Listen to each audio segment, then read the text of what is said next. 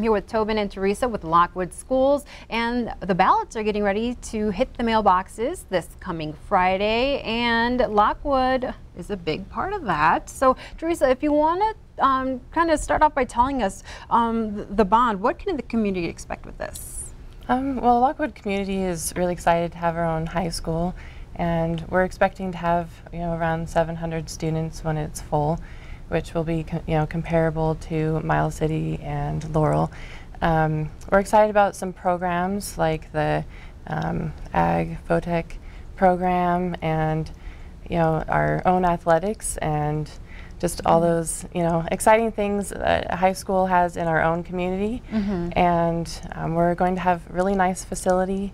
If anyone's checked out our website, we have video of that too, actually. If our director can roll that. Yeah, this is kind of like the artist rendering of what the folks can expect. But yeah, tell us a little bit more about what we're seeing.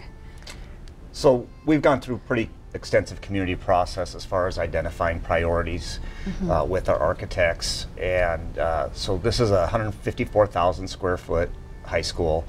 As Teresa said, we're building it for projected growth of up to 700 students. We believe when we first open, with the first 4 full years, we'll have about 540 kids. All the athletic facilities that would go along with a Class A school, including the track, football, soccer stadium, as well as the basketball facilities. Right there's a large community room that would be available for community events.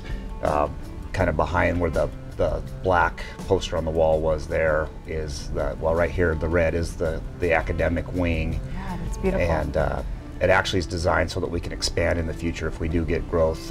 We've talked with several different folks that are involved in the growth projections, and they expect Lockwood to be one of the fastest growing communities in the state in the future. We've been growing, our taxable value has grown by about 45% over the last 10 years, and the expectation is with the bypass going through that it's going to continue and accelerate even. And let's talk a little bit about the cost to the taxpayers. What are they looking at right now? Yeah, so school finance is always interesting, and so on the bond, I believe it's going to talk about 144 mills. That's a high projection.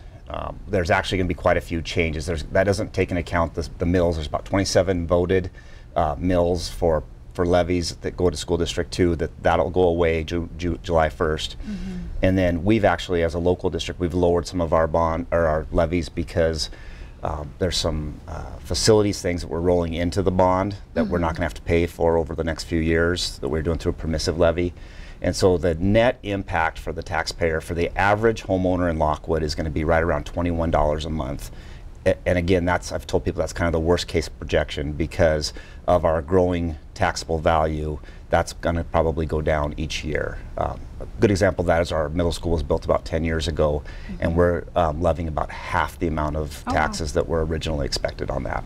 All right, well guys, thank you so much for joining us this morning. The Lockwood area voters can expect to see that bond when they get their ballots in the mail. We'll be back after this break.